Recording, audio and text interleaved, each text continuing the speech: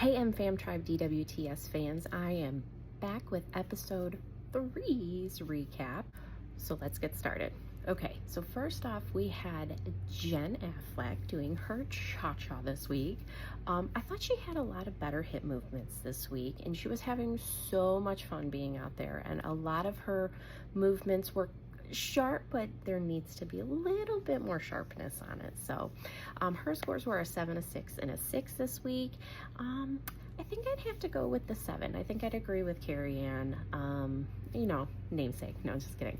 But she really does have such a presence, and she just has so much fun out there, and you can just see it on her face. So I agree with Carrie Ann, and we're gonna go with a 7 for our panel this week. So next up we have Lauren Haregi doing the cha-cha as well.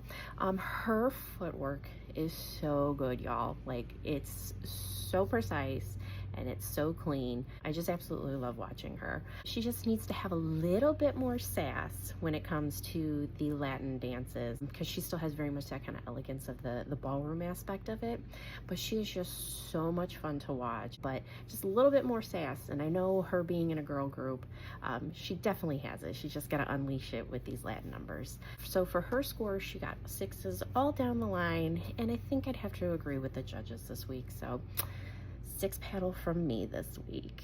Okay, so next we have Danielle, my girl, from Boy Meets World, doing the foxtrot this week, and oh my goodness, was it so beautiful. And the fact that she did a Sabrina Carpenter song, which is one of her besties and one of her former co-stars, it was just so elegant, and it had so much brightness to it on her face. You could just see she was absolutely loving it and having the best time. The only thing I could really critique with her is she just needs to have a little bit better of a hold. Like, definitely, it's better than what it was with the shoulder, what Bruno was saying, but just a little bit stronger of a hold. But overall, she did a really beautiful job. Her scores were 7s all down the line, and I would have to agree with the judges. So my paddle for Danielle this week is a 7. Okay, so next up we have Jordan Childs doing the tango, and oh my goodness, was she so good. It was so intense, and she had such an attack to it, and everything was just so sharp. Like, I feel like she really came out of her box this week. So really, really well done with her. And again, all of these stars just keep improving so much each week, and it's such a high competition show this year, and I'm absolutely loving it. But Jordan did absolutely phenomenal. Her scores were 8s down the line, and I absolutely agree with the judges. She killed that tango this week. So great job for Jordan. So next we had Dylan doing the foxtrot as well, and he did a beautiful job. He very much had that leading man poise to him. I mean, his hold was great. Everything was so elegant and so smooth. I mean, he did a really fantastic job of leading Danny. Well done, Dylan. Very, very well done. He had a 7, an 8, and an 8 for his scores. I think I'd probably lean towards the 8, to be honest. I mean, obviously always room for more improvement, but it was just such a smooth go this week for him. So I'm gonna go with an 8. Next we have Elaine Hendricks, and I swear she is such a powerhouse, and she's just so good. For her doing the tango, her frame was a little closed, so just that needs to work on that just a little bit more, but she has so much power, and her performance aspect is just off the charts. Like, she's so good, you guys. But other than that, I mean, she's just wonderful. I absolutely love her. Her scores were a 7 down the line from the judges this week, and I would have to favor with them. I would throw up the 7 paddle as well. So love it, Elaine. Great job. Okay, next we have up Whitney Levitt, one of our Mormon wives, and she did the samba this week. She is always such a fun one to watch. She definitely is a firecracker, and let me tell you that red hair gives it away, but she's absolutely a firecracker. She's so much fun, and she has such a good energy, and like her bounces and just her musicality is just always so great. She got 8s all down the line, and I would definitely agree that yes, I would throw up my 8 paddle. Next, we had Scott and Riley, and again, they're just like the cutest pairing, I swear. That you would think that they're related, to be honest. Like there's some kind of cousin aspect, or even like big brother little sister aspect, but I just love this. But anyways, I digress. So he had a very great attack with this jazz routine. He did so well, and his arms were much better. He was definitely opening up into his bigness, as they were telling him last week. So he did wonders with the improvements this week on that. His scores were an 8, a 7, and a 7, and I think I'd have to give him an 8. I mean, he really took those notes from last week and took it forward and just did a really great job of improving this week. So I'm going with the 8. So great job, Scott. And then next we have another one of our little firecrackers. We have Hilaria Baldwin, and she did the samba. Hers was a slightly offbeat this week, and I think the judges caught that as well, and I have to agree with them. There was just something with her beat. I don't know, but it was definitely slightly off. But overall, I mean, she is a fantastic dancer, and I really feel like she could be in this competitive world of the ballroom dancing. So she's just another one who is so fun to watch. Her scores were a 7, an 8, and a 7. I think I'd have to go with the 7, just on the beat being off a little bit alone. But overall, again, another job well done. So great job, Hilaria.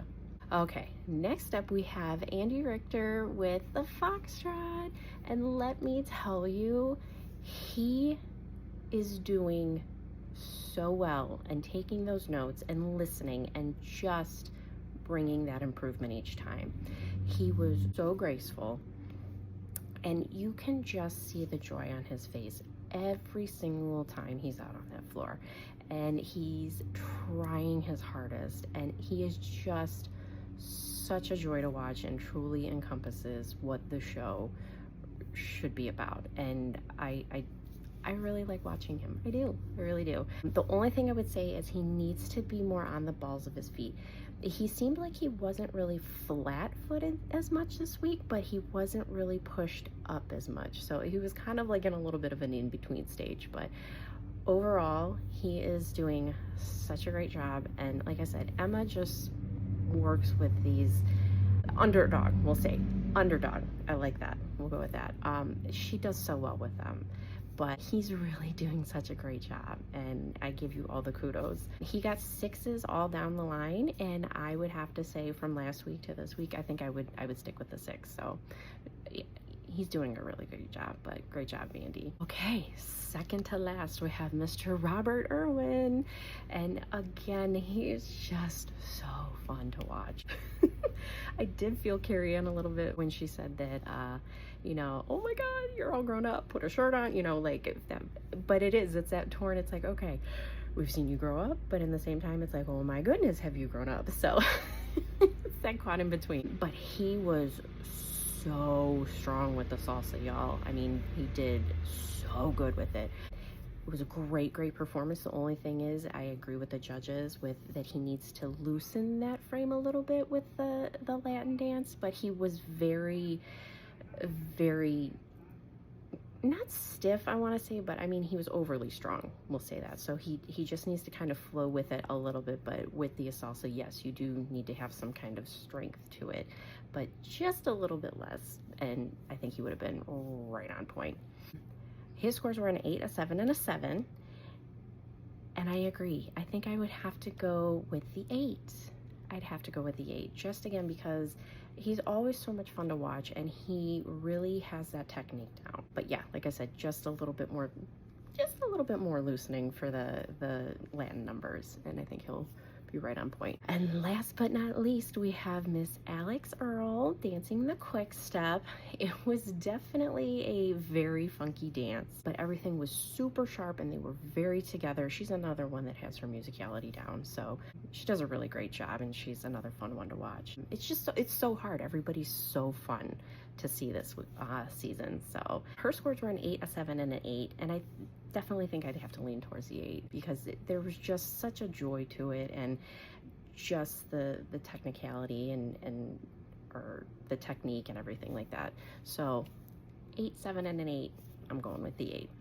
And now for the dreaded part. So get ready for a spoiler if you haven't seen it yet. In 3, 2, 1. This will also go down as another shocking elimination on Dancing with the Stars. I did not see this one coming whatsoever at all. I don't know who I would have expected to go, but it certainly wasn't this individual, and that would be Lauren Haregi and Brandon. I am stunned, as I think everybody in that ballroom and probably America were as well. I did not anticipate that being the eliminated star this week, so I think that's a disservice. I really would have loved to see what she would do further down the competition line, but in her words, alas, here we are. So that is my episode 3 Dancing with the Stars recap. I cannot wait for next week. It's the best theme week, I swear, that they ever do. It's Disney night, and I can't wait to see what everybody comes up with. So make sure you tune in. Give me your thoughts. Put your thoughts below in the comments and let me know what you think if you're watching along. And don't forget to subscribe to our YouTube channel as well as all of our socials on Facebook and Instagram. Until next time, bye.